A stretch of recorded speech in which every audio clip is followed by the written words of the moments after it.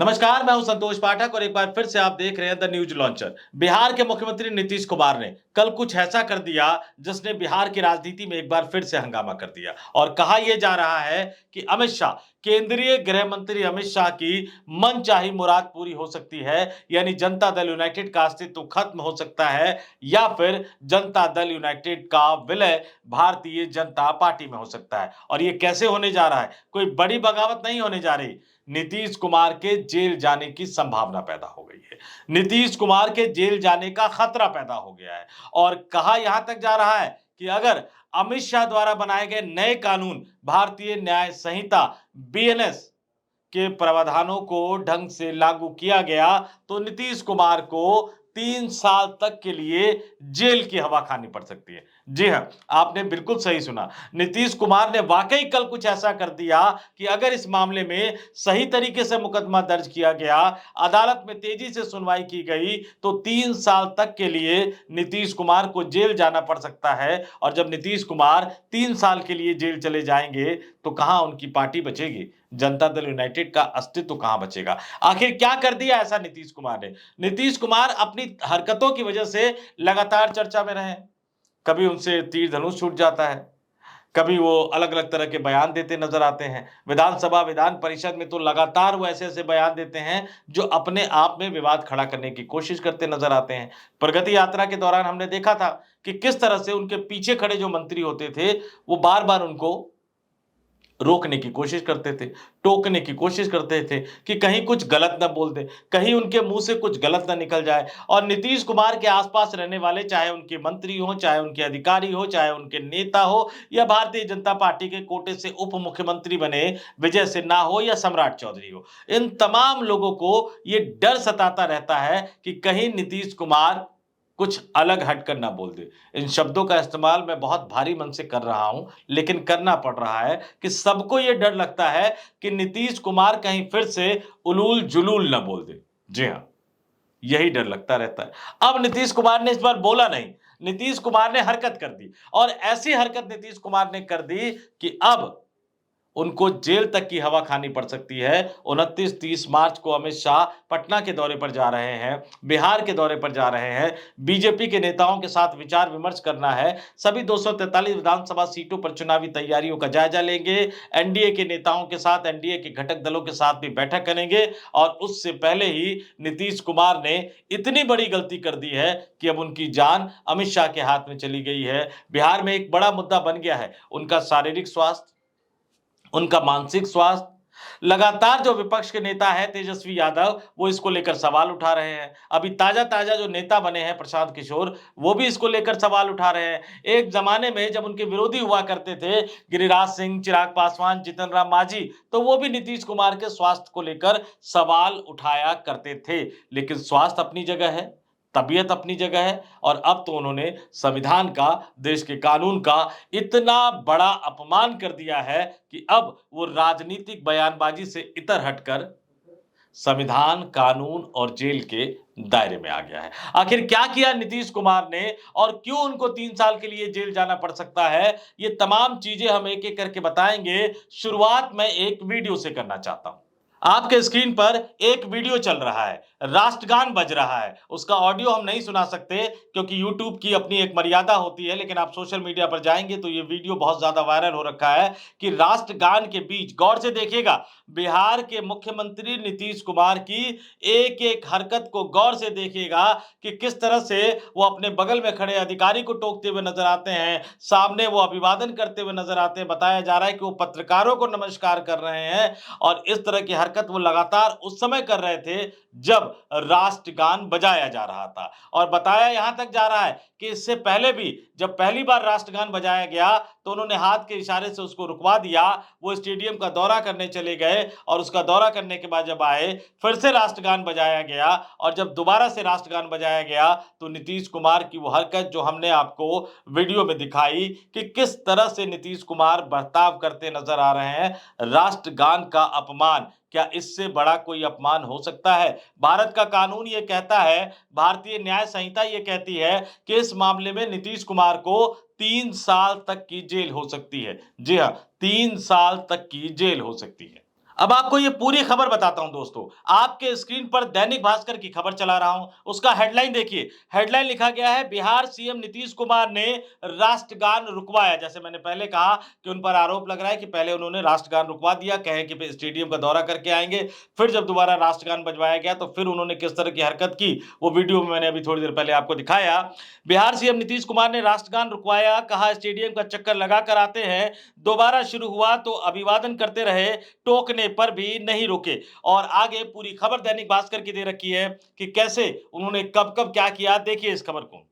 बिहार के सीएम नीतीश कुमार ने गुरुवार को पटना के एक कार्यक्रम में राष्ट्रगान को शुरू होने से पहले रुकवा दिया। उन्होंने पहले मंच से इशारों में कहा, पहले स्टेडियम का चक्कर लगाकर आते हैं, फिर शुरू कीजिएगा। मुख्यमंत्री का संकेत मिलते ही मंत्री विजय चौधरी ने राष्ट्रगान बंद करा दिया। सोचिए आगे क्या लिखा। दरअसल सीएम पाटलिपुत्र खेल परिसर में सेपक टाकरा वर्ल्ड कप 2025 का उद्घाटन करने पहुंचे थे। राष्ट्रगान रुकवाने के बाद वे स्टेडियम का चक्कर लगाने के लिए निकल गए। फिर कुछ देर बाद वो मंच पर लौट आए। फिर से राष्ट्रगान शुरू हुआ। इस दौरान नीतीश हाथ हिलाकर लोगों का अभिवादन करते रहे। जब प्रधान सचिव दीपक कुमार ने यह देखा तो उन्होंने हाथ देकर रोकना चाहा। ये वीडियो में थोड़ी देर पहले मैंने आपको दिखाया था। उन्हें सावधान मुद्रा में रहने का इशारा किया, लेकिन वह तब भी नहीं माने और पत्रकारों की तरफ देखकर प्रणाम करते रहे। ये नीतीश कुमार ने किया जब राष्ट्रगान बज रहा था, जब राष्ट्रगान बजाया जा रहा था। और क्या कहता है हमारा कानून, क्या कहता है बीएनएस, क्या कहता है भारतीय न्याय संहिता। ये दैनिक भास्कर का एक ग्राफिक्स आपके स्क्रीन पर दिखा रहा हूं दोस्तों। राष्ट्रगान के अपमान पर 3 साल तक की सजा। और नीचे पूरा बता रखा है कि भारतीय राष्ट्रीय ध्वज संहिता के तहत राष्ट्रगान के दौरान नियमों को बताया गया है। राष्ट्रगान के दौरान जो व्यक्ति खड़े नहीं होते उन्हें गैर संवैधानिक व्यवहार के रूप में देखा जाता है। राष्ट्रगान में शब्द या संगीत किसी प्रकार के परिवर्तन की अनुमति नहीं है। अगर कोई व्यक्ति जानबूझकर राष्ट्रगान का अपमान करता है तो उसे दंडित किया जा सकता है। इसे राष्ट्रीय प्रतीकों का अपमान माना जाता है। यह भारतीय कानून के तहत अपराध है। भारतीय न्याय संहिता बीएनएस के तहत उस पर जुर्माना या 3 साल तक की सजा दोनों हो सकती है। तो ये संविधान का अपमान, कानून का अपमान किया है, राष्ट्रगान का अपमान किया है और 3 साल तक की सजा हो सकती है। इसके प्रावधानों पर गौर कीजिएगा कि अगर कोई व्यक्ति जानबूझकर राष्ट्रगान का अपमान करता है, यही सवाल तो विपक्षी नेता उठा रहे हैं कि क्या वाकई बिहार के मुख्यमंत्री नीतीश कुमार का मानसिक स्वास्थ्य और शारीरिक स्वास्थ्य अच्छा है? क्या वाकई नीतीश कुमार इतने फिट एंड फाइन हैं कि वो बिहार के मुख्यमंत्री बने रह सकते हैं? क्या वाकई नीतीश कुमार इतने स्वस्थ है कि अगले 5 साल तक बिहार की जनता उन्हें फिर से बिहार का मुख्यमंत्री बना सकती है? जब ये सवाल पूछा गया था नीतीश कुमार के बेटे निशांत कुमार से, तो उन्होंने कहा 100% फिट है। क्या ये हरकत जो नीतीश कुमार ने की है, ये 100% फिट होने की निशानी है? ये कानून में प्रावधान है कि अगर वो 100% फिट है, तो इसका मतलब जानबूझकर उन्होंने हरकत की है, तो 3 साल तक की सजा हो सकती है। और इससे बचने का फिर वही एक उपाय है, जिस तरह के आरोप उनके ऊपर लगाए जाते हैं। देखना होगा कि कानून लागू होता है या नहीं होता, बिहार पुलिस कार्रवाई करती नहीं करती, और नहीं तो केंद्र सरकार आगे बढ़कर कार्रवाई करती है नहीं करती, क्योंकि राष्ट्रगान के अपमान से किसी भी हालत में समझौता नहीं किया जाना चाहिए। और बिहार की राजनीति में एक बहुत बड़ा मुद्दा बन गया है दोस्तों।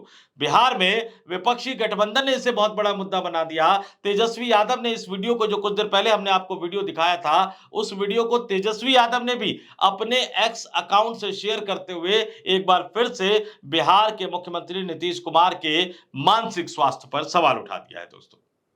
आपके स्क्रीन पर मैं तेजस्वी यादव का वो ट्वीट दिखा रहा हूं, जिसमें तेजस्वी यादव क्या कह रहे हैं, वो वीडियो उन्होंने शेयर किया। उसके अलावा क्या लिख रहे हैं कि कम से कम कृपया राष्ट्रगान का तो अपमान मत करिए माननीय मुख्यमंत्री जी। युवा, छात्र, महिला और बुजुर्गों को तो आप प्रतिदिन अपमानित करते हैं। कभी महात्मा गांधी जी के शहादत दिवस पर ताली बजा उनकी शहादत का मखौल उड़ाते हैं, तो कभी राष्ट्रगान का। आगे क्या लिख रहे हैं कि आपको याद दिला दे कि आप एक बड़े प्रदेश के मुख्यमंत्री हैं।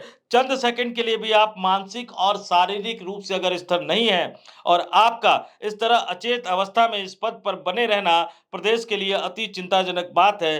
बिहार को बार बार यूं अपमानित मत कीजिए।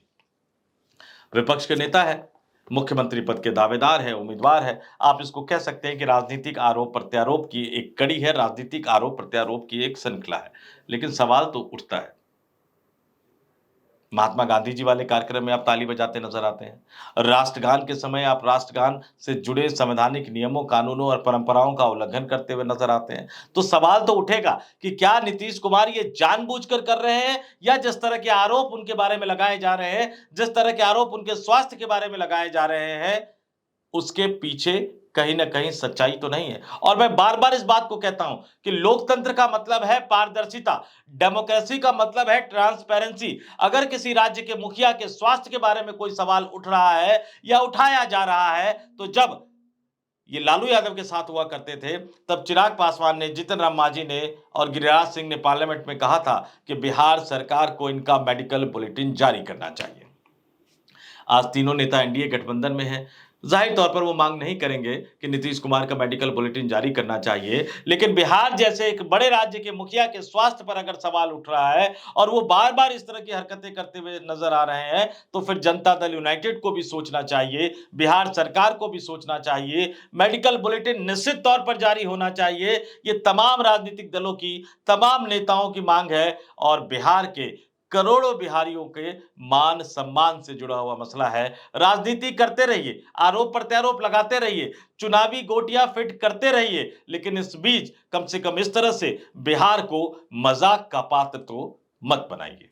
इस वीडियो में इतना ही। मुझे यानी संतोष पाठक को दीजिए इजाजत। आप तमाम लोग देखते रहिए द न्यूज लॉन्चर। नमस्कार।